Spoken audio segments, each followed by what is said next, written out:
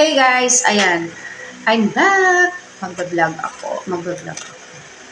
So guys, sino bang mga Kimpaw fans ha? Sino bang nakakapanood ng live kahapon ng Kimpaw sa Rojas City Sinadya Festival?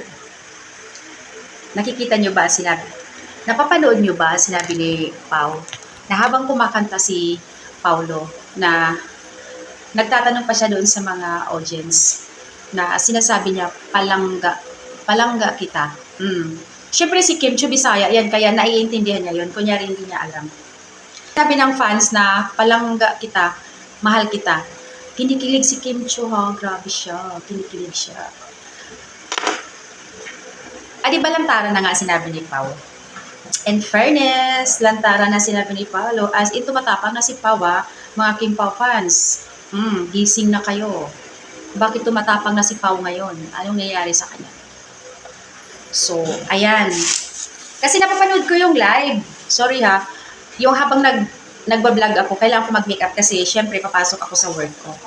Napapanood ko kasi yung live. Tawang-tawa talaga ako doon sa binitawan ni Pau. Nag-ask pa talaga siya na palangga kita. May isa pa siyang sinabi na kinilig din si Kim ha, na sabi niya, alagaan jud kita, parang something, parang alagaan kita, ano ba yung sa Bisaya sinasabi niya, whatever, basta yun. Tinuruan kasi si Pau magbisaya nung mga taga Rojas City. So, ayun, nakikita nga, ay grabe, kinig talaga ni Kim Chu ha, natatawa talaga ako dun sa kanya kasi kunyari hindi niya alam, pero syempre, naiintindihan niya yun kasi Bisaya si Kim, no, taga Cebu yan. Wala lang, gusto ko lang i-flex kasi gusto ko lang sasabihin talaga na si Paulo, as in, tumatapang na talaga siya. In 8 years na inaantay niya si Kim, at ngayon lang talaga siya na nagiging tumatapang. Nung panahon nila Janine, tinatawag silang Paunin. Parang never siya nagaganyan. Napapanood ko din sila. Never siya nagaganyan. Yung pang nagbigay kilig sa mga fans, lalo pag nasa event sila. Dito lang kay Kim. Tapos, bago sila nag-Rojas City, kumain muna sila, twinning yung kanilang t-shirt. Kung kalain nyo, kung hindi sapatos, t-shirt, sombrero, tumbler, ano pa. Basta lahat na lang, puro twinning. Kaya nga sabi ni Pau, twinning is twinning, diba? So yun yung bansag na sa kanila ngayon. Twinning is twinning na. Pero gusto ko lang talaga sasabihin na finish na, ended na talaga. As in. Kumbaga, kasi nga, tayo mga solid Kimpaw fans, hindi naman kailangan na aantay natin na aaminin nila kasi nga bawal sa management. Unang-una, may movie pa sila. My Love Will Make You Disappear, di ba? So, hindi nila pwedeng aaminin. Kumbaga, walang excitement kung aaminin nila sa ngayon na. Hindi katulad kasi ni Ekonen na as in, inaamin kaagad nila, hindi pa umi-air yung kanilang teleserye, umaamin na kaagad sila. So, ano ang nangyayari sa kanilang series ngayon? Parang, hindi naman sa plot, may nanonood, pero yung ratings talaga. Kaya yun yung iniingatan ng management na hindi pwedeng aaminin. Although, alam na natin yun. Yung mga bagay na, yung mga gamit nila, hindi mo pa napapansin yun, di ba? Nakakatuwa nga eh. Pagka nasa ibang bansa si Kimi, laging may pasalubong kay Pau.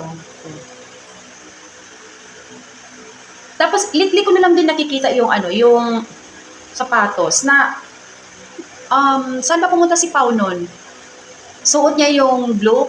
Kasi noong November 23, 24, nasa Melbourne nasa US si Kim. Habang si Pau naman nasa Mindanao. So, yung suot ni Pau na sapatos, same lang sila, mayroong katulad kay Kim. Ay, syempre naman, ang galing magsuko ng mga admin kaya nakita nila na same sila ng design ng sapatos. Syempre kulay pink kay Kim, kulay blue kay Pau.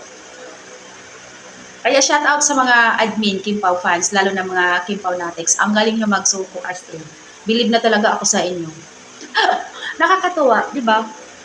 Sino bang hindi kikiligin doon sa kanila?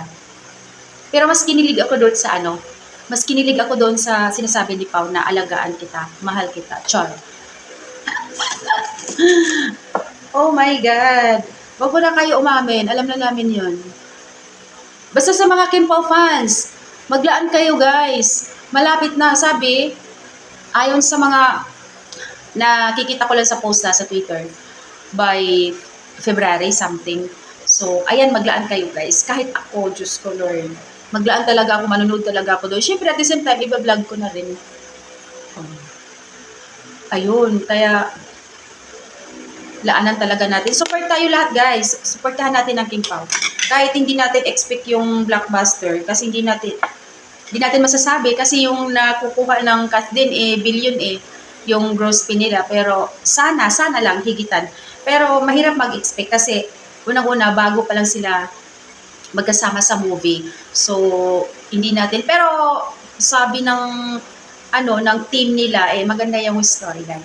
Ito na nga, nakakatuwa yung mga bashers ni Kim kasi binabash ang Kim Pao dahil paano magiging yung blockbuster yung movie nila? Dyan lang daw nagsushoot sa squatter, sa gilid-gilid. Yun ang sinabi ha. Pero guys, wala yan ha. Wala yan sa squatter. Wait lang, video naduduling ako. Kung talagang maganda, sabi nga nila, di ba?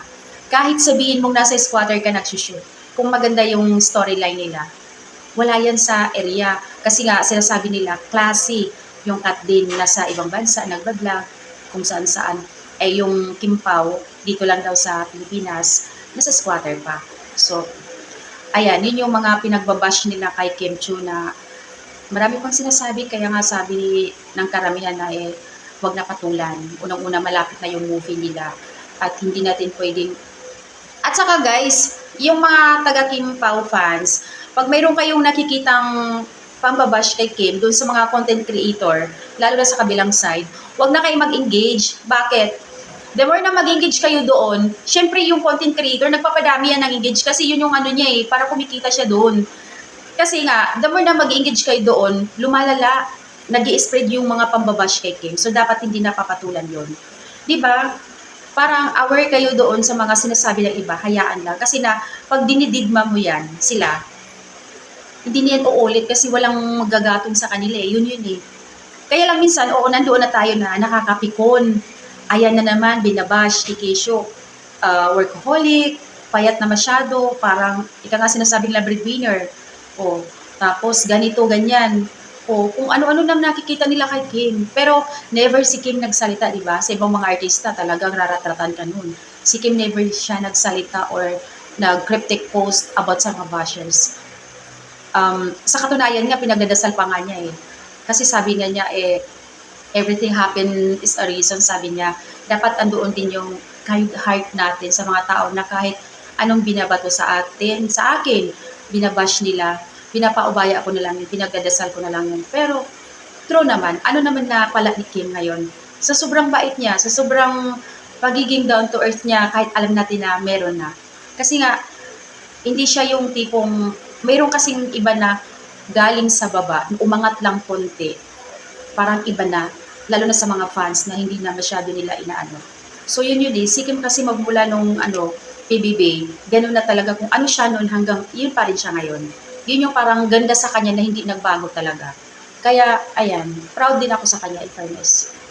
So guys, yan lang yung aking update habang ako'y nagme-makeup kasi nami-miss ko na mag-update sa Kim Pao. Kasi natutuwa lang talaga ako dun sa sinabi ni Pao na palangga kita na ang daming nagre-react.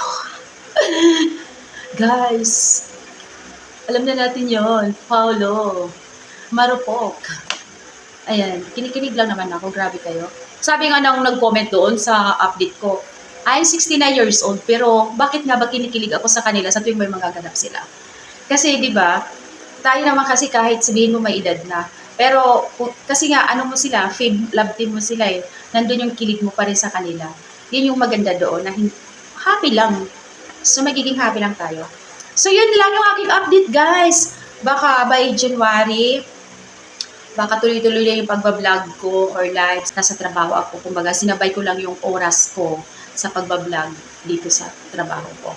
Nang hindi pa ako nag-i-start, kaya nga lagi ako advance dito sa work ko. Kunyari yung pasok ko ay 6. Ayan, alas 4 dito na ako naka-prepared na or either 10 ang pasok ko, papasok ako 8 or 7 kasi nag-update. Minsan kasi nag-live ako sa Facebook habang ako ay nagdi-dinner. So, ayan. Yun lang yung aking update, guys. Thank you so much ha sa lahat ng mga Kimpaw fans. Oo nga pala, shout out sa lahat ng mga followers ko doon sa Lerps TV dahil malalapit na almost 14K followers. And then sa aking YouTube YouTube is 46 something. So, 46K. So, ayan guys, thank you so much. Alam ko mga Kimpaw fans lahat, almost.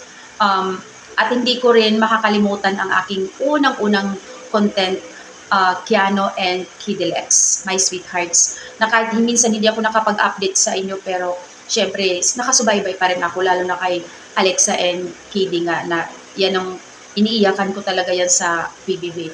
So, that's it guys. Yun lang yung aking update and see you na lang tayo. Magkita-kita tayo sa movie ng Kimpaw. Bye guys!